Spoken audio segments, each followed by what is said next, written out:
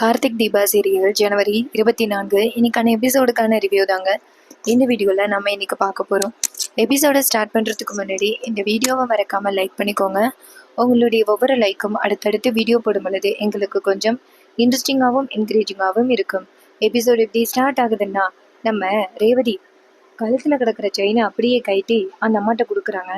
அந்த அம்மா ரேவதியை பார்த்து கையெடுத்து கும்பிட்டு, அம்மா நான் காசு தாம்மா உங்ககிட்ட உதவியாக கேட்டேன், நீங்கள் எப்படி கழுத்தில் கிடக்கிற செயினையும் கட்டி கொடுக்குறீங்கன்னா நீங்கள் கண்டிப்பாக சாதாரண ஆள் இல்லைம்மா அப்படின்னு.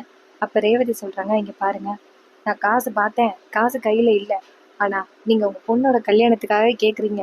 இங்கே பாருங்கள், நீங்கள் எதுக்கும் கவலைப்படாதீங்க, உங்கள் பொண்ணோட கல்யாணம் சிறப்பாக நடக்கும் அப்படின்னு சொல்லிட்டு ரேவதி கழுத்தில் கிடக்கிற செயினை கைட்டி கொடுத்துட்றாங்க. அந்த அம்மா ரேவதியை பார்த்து கை எடுத்து கும்பிட்டுட்டு அந்த இடத்துலேருந்து போகிறாங்க.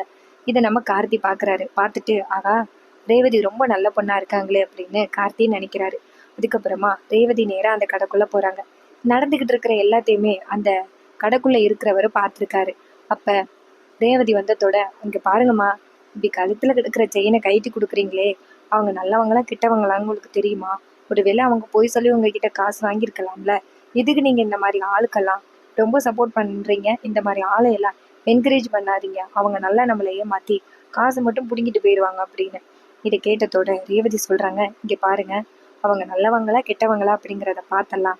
நான் அவங்களுக்கு உதவி பண்ணல, அவங்க கஷ்டம்னு வந்து நின்னாங்க, அதனாலதான் நான் செயினை கைட்டி கொடுத்தேன். இங்க பாருங்க, என்னை பொறுத்த வரைக்கும் அவங்க பொய் சொல்லியிருக்க மாட்டாங்க அப்படின்னு தான் தோணுது. ஏன்னா அவங்க பொண்ணோட கல்யாணம் அப்படிங்கிறதுக்காக காசு கேட்குறாங்க. ஸோ கண்டிப்பா அவங்க பொய் சொல்றதுக்கு வாய்ப்பு கிடையாது. அவங்க கண்டிப்பா, ஒருவேளை அவங்க உண்மையை சொல்லியிருந்தா என்ன பண்றது, பொய் சொல்றாங்கன்னு நினைச்சு நான் பாட்டுக்கு வந்திருக்க முடியுமா அப்படின்னு. இதை கேட்டதோட அந்த கடைக்காரர் சொல்றாரு, இங்க பாருமா, யாருன்னே தெரியாதவங்களுக்கு நீங்க ஹெல்ப் பண்றீங்க, அப்ப நீங்க ரொம்ப நல்லவங்களா தான் இருக்கணும் அப்படின்னு. பாருங்க, அவங்க என்னை நல்லவங்கன்னு சொல்லுவாங்க அப்படிங்கிறதுக்கெல்லாம் நான் எதிர்பார்த்து அவங்களுக்கு உதவி பண்ணல. என்னை பொறுத்த வரைக்கும் அவங்கள பார்க்கும் பொழுது ரொம்ப கஷ்டப்படுறவங்களா தெரிஞ்சாங்க, அதனாலதான் என் கையில இருக்கிற காசை நான் எடுத்து கொடுத்தேன் அப்படின்னு ரேவதி சொல்றாங்க. இதை கேட்டதோட அவர் சொல்றாரு, இந்த மாதிரி குணமெல்லாம் இந்த காலத்துல எல்லாருக்கும் இருக்கிறது ரொம்ப கஷ்டம். ஆனா நீங்க ஒருத்தவங்க உதவி வேணும் அப்படின்னு சொல்லிட்டு உடனே உங்க கழுத்துல கிடக்கிற செயினை கைட்டி கொடுத்தீங்கல்ல, இந்த மாதிரி நான் யாரையுமே பார்த்ததே இல்லை. உங்களை கட்டிக்க போறவரு ரொம்ப கொடுத்து வச்சவர் அப்படின்னு. இதை கேட்டதோட ரேவதியும் சரி சரி அப்படின்னு சொல்லிட்டு, சரி, நிச்சயதார்த்தத்துக்கான ஆல்பம் வந்திருக்குன்னு சொன்னீங்களே, ஸோ அதை வாங்குறதுக்காக தான் வந்திருக்கேன் அப்படின்னு அவர் சொல்றாரு. சரிங்க மேடம் அப்படின்னு சொல்லிட்டு இந்த ஆல்பத்தை எடுத்து ரேவதிகிட்ட கொடுக்க, ரேவதியும் அந்த ஆல்பத்தை வாங்கிக்கிறாங்க. வாங்கிக்கிட்டு அவருக்கு தேவையான காசு கொடுத்துட்டு நேரா கார்த்திகிட்ட, சரிங்க டிரைவர் வாங்க போகலாம் அப்படின்னு சொல்லிட்டு 2 பேருமே சேர்ந்து கார்ல ஏறுறாங்க.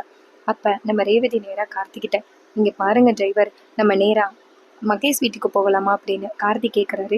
ஏன் மேடம், நேரா ஆல்பத்தை எடுத்துட்டு வீட்டுக்கு போகலாம், ஃபேமிலியில உள்ளவங்க பார்ப்பாங்க அப்படின்னு. அப்ப ரேவதி சொல்றாங்க, இல்ல அதுக்கு முன்னாடி மகேஷ் பார்த்தா நல்லா இருக்கும்னு எனக்கு தோணுச்சு, அதான் நான் கேட்டேன் அப்படின்னு. இது கேட்டதோட கார்த்தியும் சரி ஓகே வாங்க போகலாம் அப்படின்னு சொல்லிட்டு நேரா அந்த மாயா வீட்டுக்கு போறாங்க. அங்க வந்துட்டு வீட்டுல மகேஷ் இல்ல.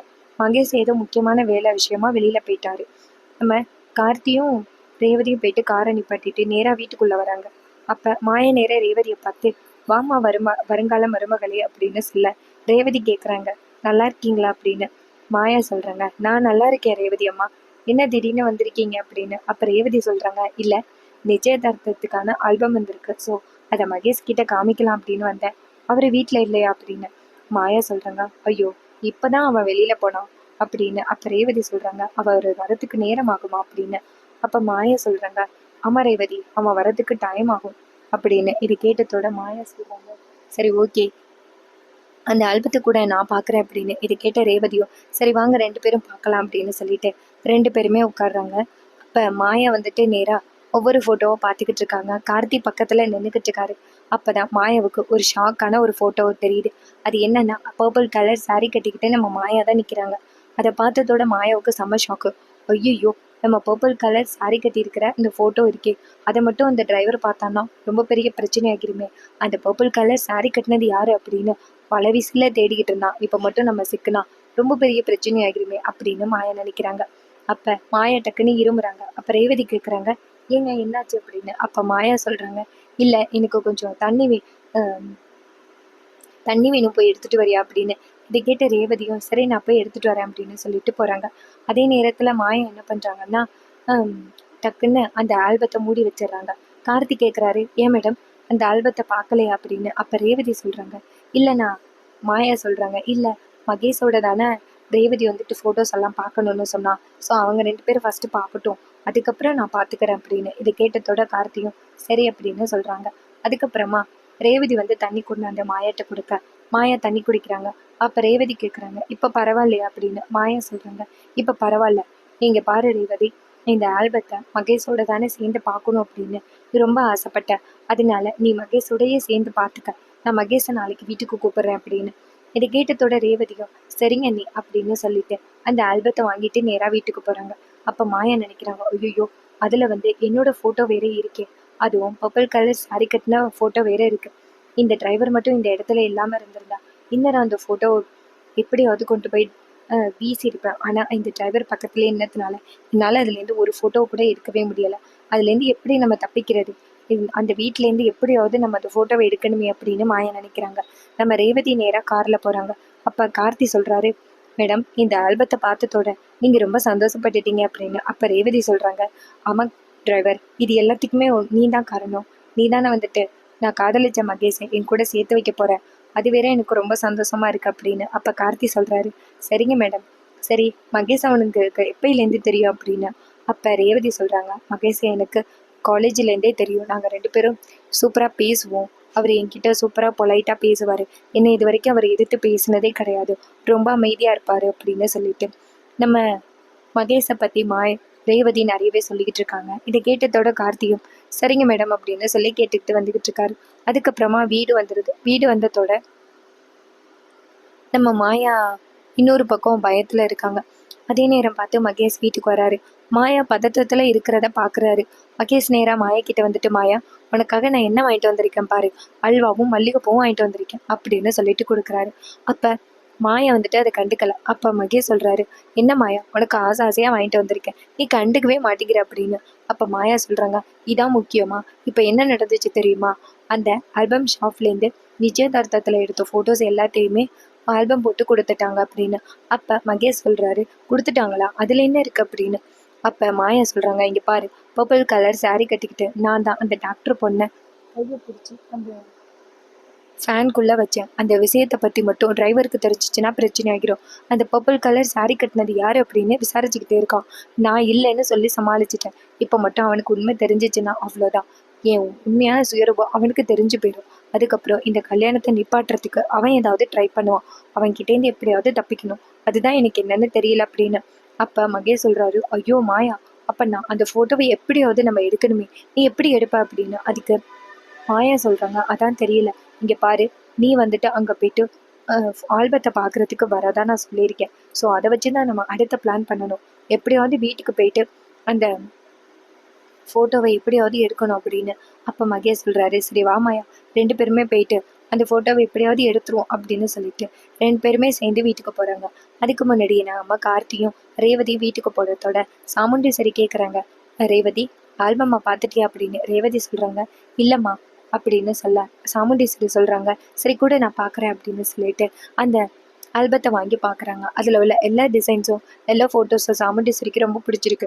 நம்ம கார்த்தி வந்து அதை பார்க்கல. கார்த்தி நேராக மாடிக்கு போயிட்டாரு. இன்னொரு பக்கம் வீட்டில் உள்ளவங்க தான் அந்த ஃபோட்டோஸை பார்த்துக்கிட்டு இருக்காங்க. அப்போ நம்ம சாமுண்டீஸ்வரி சொல்கிறாங்க, உன்னோட மேக்கப் எல்லாமே சூப்பராக இருக்கு ரேவதி, இதே மேக்கப் ஆர்டிஸ்ட் நம்ம கல்யாணத்துக்கும் கூப்பிட்டுடலாம் அப்படின்னு சொல்லி நிறையவே டிஸ்கஸ் பண்ணி பேசிக்கிட்டு இருக்காங்க. அப்போ துர்கா சொல்கிறாங்க, ஏன் ரேவதி மாப்பிள்ளை பார்த்துட்டாரா அப்படின்னு. அப்போ ரேவதி சொல்கிறாங்க, இல்லை அவர்கிட்ட காமிக்கலாம் அப்படின்னு தான் அங்கே போயிருந்தேன், ஆனால் அவர் வீட்டில் இல்லை அப்படின்னு.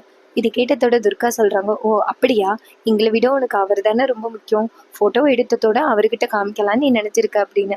அதே நேரத்தில் மகேஷும் மாயாவும் வீட்டுக்கு வராங்க. அவங்கள பார்த்ததோட நம்ம ரேவதி ரொம்ப சந்தோஷப்படுறாங்க. அப்போ துர்கா சொல்கிறாங்க, இப்போ தான் உங்களை பற்றி நாங்கள் நினச்சிட்டு இருந்தோம், உடனே வந்துட்டீங்களே அப்படின்னு. அப்போ மாயா சொல்கிறாங்க, ரேவதி மகேஷ் கூட சேர்ந்து அந்த ஃபோட்டோவை பார்க்கணும் அப்படின்னு ரொம்ப ஆசைப்பட்டான். அதனால தான் நான் உடனே மகேஷை கூட்டிகிட்டு வந்துட்டேன். என்ன ரேவதி இப்போ ஹாப்பியா அப்படின்னு. அப்போ ரேவதி சிரிக்கிறாங்க. அப்போ நம்ம சாமுண்டீஸ்வரி சொல்கிறாங்க, ஏன் ரேவதி உன்னோட ஆசையை நாங்கள் வந்துட்டு பாலாக்கிக்கிட்டு நீயும் மகேஷும் போயிட்டு அந்த ஃபோட்டோவை பாருங்க அப்படின்னு. இது கேட்டதோட ரேவதியும் சரி அப்படின்னு சொல்லிட்டு போகிறாங்க. கூடவே நம்ம மாயாவும் போகிறாங்க. ஆனால் நம்ம ரேவதி அதை பெருசாக எடுத்துக்கவே இல்லை. நம்ம ரேவதியும் மகேஷும் உட்காந்துருக்காங்க. பக்கத்தில் மாயா உட்காந்துருக்காங்க. அந்த ஃபோட்டோஸ் ஒவ்வொன்றா பார்த்துக்கிட்டு இருக்காங்க. அப்போ நம்ம மகேஷ் நேரா ரேவதி கிட்ட, என்ன ரேவதி, வீடு வரைக்கும் வந்திருக்கேன், எனக்கு ஏதாவது காஃபில கொடுக்க மாட்டியா அப்படின்னு. அப்ப ரேவதி சொல்றாங்க, ஐயோ மகேஷ் இந்த எடுத்துட்டு வரேன் அப்படின்னு சொல்லிட்டு அந்த இடத்துல இருந்து போறாங்க. மாயா நேரா மகேஷ் கிட்ட, இதான் சரியான வாய்ப்பு, அவன் இந்த இடத்த விட்டு போயிட்டா, இந்த போட்டோவை கொண்டு போய் நம்ம எங்கேயாவது போட்டுருவோம் அப்படின்னு சொல்லிட்டு நம்ம மாயா வந்துட்டு ஒவ்வொரு ஃபோட்டோவாக எடுக்கிறாங்க. மகேஷ் வந்துட்டு சீக்கிரம் எடு அப்படின்னு சொல்கிறாரு. மாயாவும் சீக்கிரமாக அந்த ஃபோட்டோவை எடுக்கிறாங்க.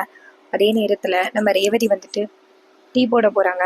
இன்னொரு பக்கம் நம்ம கார்த்தி காரை கிளீன் பண்ணிக்கிட்டு இருக்காரு. இன்னொரு பக்கம் மாயா அந்த ஃபோட்டோவை எடுத்ததோட மகேஷ் கிட்ட, இங்கே பாரு மகேஷ், அவகிட்ட ஏதாவது சொல்லி நீ சமாளிச்சுக்கிட்டு இரு, நான் இந்த ஃபோட்டோவை கொண்டு போய் எரிச்சிட்றேன் அப்படின்னு சொல்லிட்டு நேராக கொண்டுட்டு வந்துட்டு ஒரு பெரிய அடுப்பு மாதிரி இருக்குது, அந்த அடுப்புக்குள்ளே போட்டு எரிச்சு விட்றாங்க.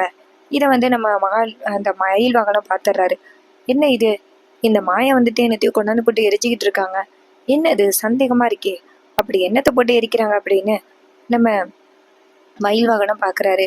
இன்னொரு பக்கம் அதில் ஒரு ஃபோட்டோ நம்ம கார்த்திகிட்ட பறந்து போயிடுது.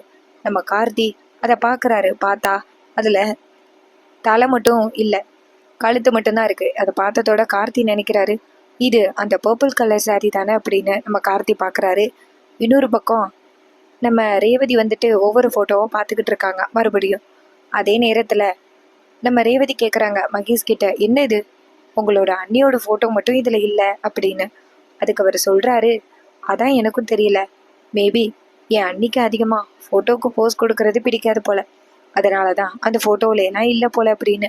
இதை கேட்டதோட ரேவதி சொல்கிறாங்க, சே அந்த ஃபோட்டோகிராஃபர் அது எப்படி உங்கள் அண்ணியை மட்டும் கவர் பண்ணாமல் விட்டாரு, நம்ம எல்லாருமே ஃபேமிலியாக ஒற்றுமையாக இருக்கிறோம், ஆனால் அவங்க மட்டும் இல்லாதது கொஞ்சம் வருத்தமாக இருக்குது அப்படின்னு. இதை கேட்டதோட அந்த மகேஷ் சொல்கிறாரு, சரி பரவாயில்ல, இதில் என்ன இருக்குது அப்படின்னு. அப்போ ரேவதி சொல்கிறாங்க, அது எப்படி விட முடியும் அப்படின்னு சொல்ல, இதை கேட்டுட்டு மகேஷ் சொல்கிறாரு, சரி பரவாயில்ல இருக்கட்டும் அப்படின்னு. அதே நேரத்தில் மாயா அங்கே வராங்க. மாயா வந்துட்டு என்னாச்சு அப்படின்னு கேட்க, அப்போ மகேஷ் சொல்கிறாரு, இல்லை மாயா, உங்கள் ஃபோட்டோ மட்டும் இல்லை இல்லை அதான் கேட்குறாங்க அப்படின்னு. அப்போ ரேவதி சொல்கிறாங்க, ஆமாம் உங்கள் ஃபோட்டோ மட்டும் இல்லை அப்படின்னு. அப்போ மாயா சொல்கிறாங்க, ஏதோ விட்டுருப்பாங்க, இதில் என்ன இருக்குது அப்படின்னு. இதை கேட்டதோட மாயாவும் சரி அப்படின்னு சொல்லிட்டு ரேவதியும் சரி அப்படின்னு சொல்லிட்டு நேராக வீட்டுக்குள்ளே போகிறாங்க. அப்புறமா நம்ம மாயா நேராக ரேவதியை பார்த்து, சரி ரேவதி நாங்கள் கிளம்புறோம் அப்படின்னு சொன்னதோட ரேவதியும் சரி அப்படின்னு சொல்ல அவங்க 2 பேரும் சேர்ந்து வீட்டுக்கு கிளம்பிடுறாங்க. இன்னொரு பக்கம் கார்த்திக்கு அந்த கையில் ஃபோட்டோ கிடச்சிருது. அப்போ கார்த்தி நேராக வீட்டுக்குள்ளே போனதோட மயில் வாங்கணும் கரெக்டாக அந்த மாயாவோட தலையோட ஃபோட்டோ மட்டும் எரிஞ்சு போன இடத்துலேருந்து கண்டுபிடிச்சி நேராக கார்த்திகிட்ட ஓடி வராரு. எப்பா சிலம்பம் எங்கப்பா இருக்க அப்படின்னு. அப்போ கார்த்தி நேராக மயில் வாகனத்தை பார்த்து, ஏன் என்னாச்சு அப்படின்னு கேட்க, அப்போ சிலம்பம் சொல்கிறாரு, மயில் வாகனம் சொல்கிறாரு, இங்கே பாருப்பா சிலம்பம், அந்த மாயா இருக்காங்கல்ல அவங்களுக்கு ஃபோட்டோனாலே பிடிக்காது போல, ஃபோட்டோவை கொண்டாந்து போட்டு எரிச்சிக்கிட்டு இருக்காங்க அப்படின்னு. இது கேட்டதோட கார்த்தி சொல்கிறாரு, என்ன ஃபோட்டோவை எரிச்சாங்களா அப்படின்னு. அதுக்கு மயில் வாகனம் சொல்கிறாரு, ஆமாப்பா, அது என் கண்ணால் பார்த்தேன், அது எப்படி அவங்களோட ஃபோட்டோவையே எரிக்க தோணுது அப்படின்னு. அப்போ கார்த்தி வந்துட்டு அந்த ஃபோட்டோவை கொடுக்க கேட்க, அப்போ மயில் வாங்கணும் அந்த ஃபோட்டோ கொடுக்குறாரு. அப்போ கார்த்தி ரெண்டையும் மேட்ச் பண்ணி பார்க்குறாரு. பார்த்தா மாயாவோட தலையும் அந்த தலையும் பர்ஃபெக்டாக மேட்ச் ஆகுது. அதை பார்த்ததோட கார்த்திக்கு செம்ம ஷாக்கு. அப்போ மயில் வாங்கணும் சொல்கிறாரு, எப்பா இது அந்த பர்பிள் கலர் சாரி தானேப்பா அப்படின்னு. அப்போ கார்த்தி சொல்கிறாரு, ஆமாம் அந்த பர்பிள் கலர் சாரி தான். அப்போ அந்த 3ஆவதா லேடி ஒருத்தவங்க இருந்தாங்களே அது இவங்க தானே அப்படின்னு மயில் வாங்கணும் கேட்க, அப்போ கார்த்தி சொல்கிறாரு, அது இவங்க தான், இவங்களுக்கு தான் நான் வீட்டில் இருக்கிறது பிடிக்கல அப்படின்னு. இதை கேட்டதோட மயில் வாகனம் சொல்கிறாரு, எப்பா நம்ம நினச்சதை விட இந்த அம்மா சரியான கேடியாக இருக்கும் போல, இந்த அம்மா எதுக்கு உன் பேரையும் ரேவதியோட பேரையும் ஊர் ஃபுல்லாக எழுதுனுச்சு அப்படின்னு. அப்போ கார்த்தி சொல்கிறாரு, இப்படி எழுதுனா தானே சாமுண்டீஸ்வரி மேடம் என்னை தப்பாக நினச்சி வீட்டை விட்டு துரத்துவாங்க, அதோட அன்னைக்கு கரண்ட் ஷாக் அடிச்சப்ப ரேவதியை காப்பாற்றினேன், அப்புறம் ரேவதி அம்மாவோட கையை பிடிச்சேன், இதனால அந்த வீட்டில் கொஞ்சம் கோவப்பட்டாங்க போல, நான் வீட்டில் இருக்கிறத அவங்களுக்கு பிடிக்கல, அதனால தான் அவங்க என் மேலே கெட்ட அபிப்பிராயத்தை உண்டாக்கி என்னை வீட்டை விட்டு துரத்தணும்னு நினச்சிருக்காங்க, அதே மாதிரி இந்த மாதிரி பண்ணியிருக்காங்க அப்படின்னு. இதை கேட்டதோட மயில் வாகனம் சொல்கிறாரு, இல்லைப்பா எனக்கு என்னமோ இதுக்கு பின்னாடி வேறு ஏதோ ஒரு காரணம் இருக்குன்னு தோணுது, அது ஏன்பா அந்த குட்டி பாப்பாவோட கையை பிடிச்சி காத்தாடிக்குள்ளே வைக்கணும், அதுவும் டாக்டர் பொண்ணு, அப்போ டாக்டருக்கும் அந்த மாயாவுக்கும் என்ன சம்மந்தம் அப்படின்னு. அப்போ கார்த்தி சொல்கிறாரு, இது எல்லாமே இந்த டாக்டர் பொண்ணை பார்த்தா தான் தெரியும் அப்படின்னு சொல்ல, இதை கேட்டதோட கார்த்தியும் சரி நான் போய் பார்க்குறேன் அப்படின்னு சொல்லிட்டு நம்ம கார்த்தி வந்துட்டு நேராக அந்த டாக்டர் பொண்ணை பார்க்க போகிறாங்க. அங்கே டாக்டர் வந்துட்டு இன்னும் கண்ணு சரியாகாமல் இருக்காங்க. அப்போ நம்ம கார்த்தி போயிட்டு நேராக அந்த குட்டி பாப்பாவை பார்த்து, இங்கே பாரு பாப்பா, அன்னைக்கு உன் கையை பிடிச்சி ஒருத்தவங்க அந்த ஃபேன்குள்ளே வச்சாங்கல்ல, அவங்களோட ஃபோட்டோ இருக்குது, அது அவங்களான்னு பார்த்து சொல்கிறியா அப்படின்னு. அந்த பாப்பாவும் பார்த்துட்டு இவங்க தான் என் கையை பிடிச்சி அந்த காத்தாடிக்குள்ளே வச்சது அப்படின்னு சொன்னதோட கார்த்திக்கு செம்ம ஷாக்கு. அப்போ அந்த குட்டி பாப்பா சொல்கிறாங்க, இது ஒரு பேட் ஆன்ட்டி அப்படின்னு. அதுக்கப்புறமா நம்ம கார்த்தி வந்துட்டு நேராக அந்த டாக்டரை போய் பார்க்குறாங்க. இந்த மாயாவுக்கும் அந்த டாக்டருக்கு என்ன தொடர்பு அப்படிங்கிறதே கேட்குறதுக்காக.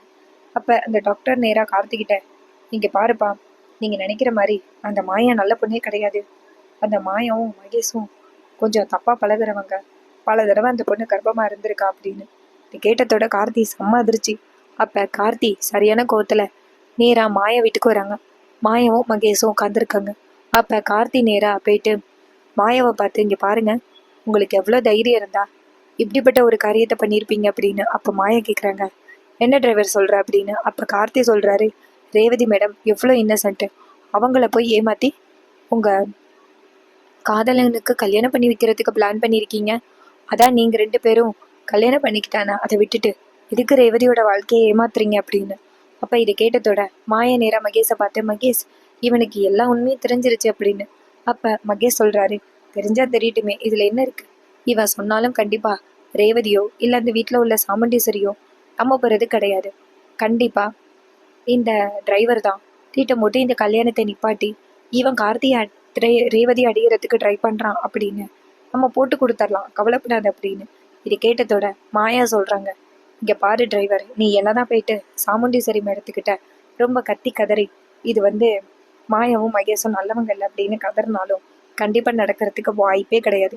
இந்த கல்யாணம் கண்டிப்பாக நடக்கும். இங்கே பாரு, எங்களோட வலையில ரேவதி சிக்கிட்டா, எப்படி அவளை கல்யாணம் பண்ண போகிறேன் அப்படின்னு ரொம்ப குழப்பத்தில் இருந்தேன். ஆனால் நீ தான் எங்கள் வேலையை சுலபமாக்கிட்ட. நீ என்ன பண்ணாலும் இனிமேல் இந்த கல்யாணத்தை நிப்பாட்ட முடியாது. இந்த கல்யாணம் நல்லபடியாக நடக்கும், நீ பார்க்க தான் போகிற அப்படின்னு. இது கேட்டதோட கார்த்தி நேரா மாயாவை பார்த்து, நீங்கள் பாரு, ரொம்ப நல்ல பொண்ணு ரேவதி, அவளோட வாழ்க்கை நல்லா இருக்கணும் அப்படின்னு நான் நினைப்பேன். கண்டிப்பாக உங்களால் அவளுக்கு கஷ்டம் வர்றதுக்கு நான் கண்டிப்பாக விட மாட்டேன். ரேவதியோட வாழ்க்கையை உங்ககிட்டேருந்தே நான் காப்பாற்றி காமிக்கிறேன். நீங்கள் எப்படிப்பட்டவங்க அப்படிங்கிறத சாமுண்டீஸ்வரி மேடத்துக்கிட்ட நிரூபிக்கிறேன் அப்படின்னு கார்த்தி மாயாவை பார்த்து சவால் விடுறாங்க. சவால் விட்டுட்டு கார்த்தி அந்த இடத்துலேருந்து கிளம்புறாரு. இதை பார்த்ததோட இவ்வளோ நேரம் தைரியமாக இருந்த மாயா நேராக மகேஷை பார்த்து, பாத்தியா, நம்ம முன்னாடியே எப்படி சவால் விட்டுட்டு போகிறான், அவன் ரொம்ப தைரியமானவன், கண்டிப்பாக உண்மையை கண்டுபிடிக்கிறதுக்கு ஏதாவது வகையில் முயற்சி பண்ணுவான், அவன்கிட்டேருந்து கொஞ்சம் எச்சரிக்கையாக இருக்கணும் அப்படின்னு. அப்போ மகேஷ் சொல்கிறாரு, அவன்கிட்ட பேசின வரைக்கும் ரொம்ப தைரியமாக பேசினேன், நீ பிளான் வச்சுக்கிட்டு தான் பேசுகிறேன்னு நினச்சேன் அப்படின்னா. அப்போ மாயா சொல்கிறாங்க, மண்ணு பிளான் இருக்குது என்கிட்ட, ஒரு பிளானும் இல்லை, அவனை எப்படி இந்த வீட்டை விட்டு துரத்தி அடிச்சே ஆகணும், இல்லைன்னா அவன் சாமுண்டீஸ்வரி கிட்ட மட்டும் நம்ம எப்படிப்பட்டவங்க அப்படின்னு நிரூபிச்சா நம்ம ஜெயிலுக்கு தான் போகணும் அப்படின்னு. இது கேட்டதோட மகேஷும் ஷாக் ஆகுறாரு. கார்த்தி எப்படி ரேவதியோட வாழ்க்கையை காப்பாற்ற போறாரு அப்படிங்கிறது தான் அப்கமிங் எபிசோடில் ரொம்ப ரொம்ப இன்ட்ரெஸ்டிங்காக நடக்க போகுது. இதே மாதிரி இனிமேல் அப்டேட்ஸ் நம்ம சேனலில் நீங்கள் தொடர்ந்து பார்க்கணும் அப்படின்னா மறக்காமல் நம்ம சேனலை சப்ஸ்கிரைப் பண்ணிவிட்டு பக்கத்தில் உள்ள பெல் ஐகானை கிளிக் பண்ணி ஆல்ல செட் பண்ணிக்கோங்க. அப்போ தாங்க புது புது வீடியோ போடும் பொழுது உங்களுக்கு நோட்டிஃபிகேஷன் வரும். இதே மாதிரி கண்டினியூவாக உங்களோட ஆதரவு கொடுங்க. தேங்க்ஸ் ஃபார் வாட்சிங்.